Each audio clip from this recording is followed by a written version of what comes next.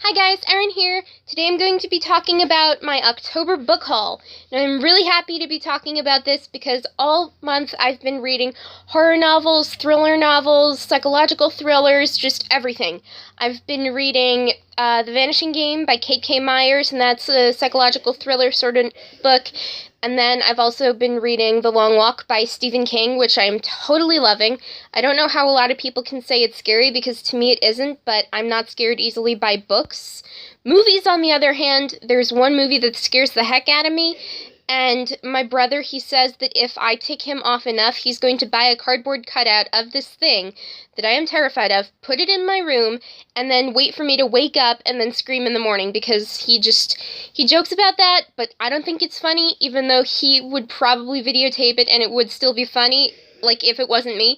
But anyway, one of the books I bought this month was Children of Blood and Bone by Tomi Adeyemi. I think that's her last name, I don't know how to pronounce it, but I know this isn't a horror novel, but it was part of the October book haul, so I bought it, and I actually didn't get it from Barnes & Noble, because when my dad decided to take me to this really cool bookstore near, like, some sort of, I don't even know what to call it type of store, but it was, like, about witches and everything, so I thought, oh, books, I can read about the Salem witch trials, because I love that period of time. And then I saw Children of Blood and Bone, and it was on sale, and then I said, oh my gosh, that's on my reading list. And then the bookseller behind the counter, she said, oh, it's on your list? This is sort of like not a book for everyone, so I'll give it to you for less than the original price. And so I'm like, really? Oh my gosh, thank you. So I got it for less. And Children of Blood and Bone by Tomi Adeyemi is a fantasy novel. It's a bit hard to explain on first glance, but the book goes through the politics and rises of powers and beliefs between different characters. I know that might be too vague of a description, but read the book. Too much, still read the book. So I'm going to be reading the book after I finish all these Stephen King novels. And another book that I got was another Stephen King novel, The Drawing of the Three, by, which is like book 2 of the Dark Tower series. I have book 1.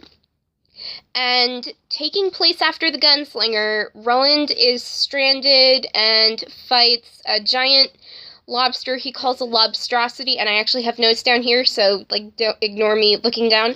But, the lobstrosity is defeated, and then Roland is led to 3 doors that take him to different time periods of New York, and so he finds different people trying to help him, and then the story goes on from there. But I have not read the book yet. I plan to. After I finish reading The Long Walk, I'm going to read The Gunslinger, then I'll get to this novel, then I'll get to the others. And then another book I got was Pet Sematary, also by Stephen King.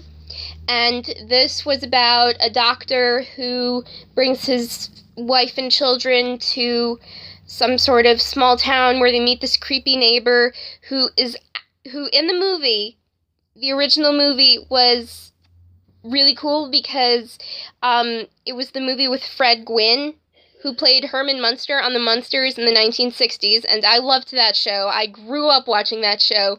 So as a present, my brother bought me the book because he knows I love the movie, and so I have to thank my brother for that. Thank you, Christopher, you're the best!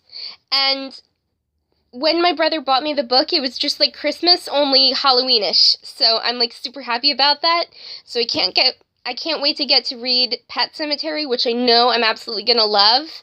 But I'm wondering, is the death of Fred Gwynne's character gonna be different, or is it gonna be similar? I don't know personally, I've never read the book before, so I'm just really gonna go at it and just read it to my heart's content.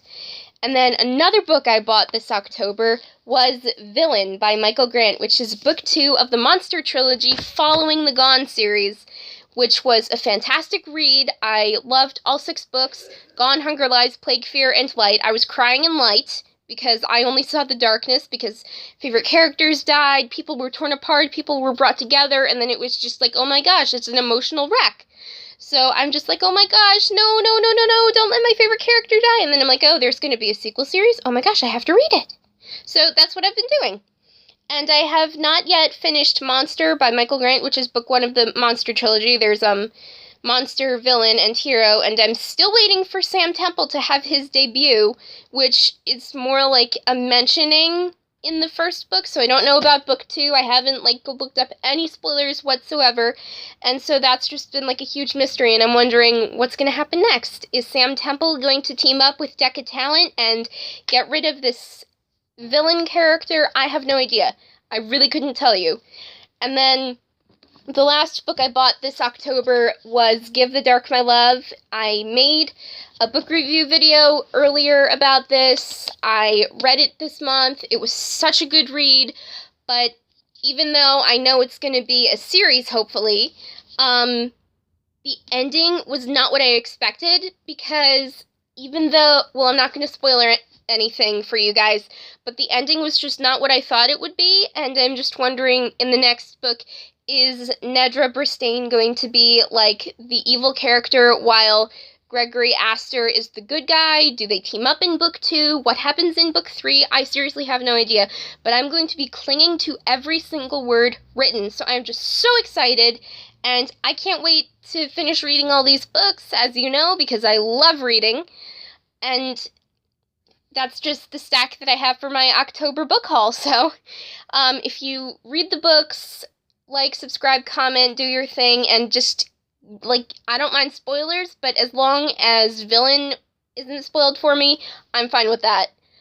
But anyway, as I said before, subscribe, comment below, do your thing, and have a fantastic Halloween, people. Bye!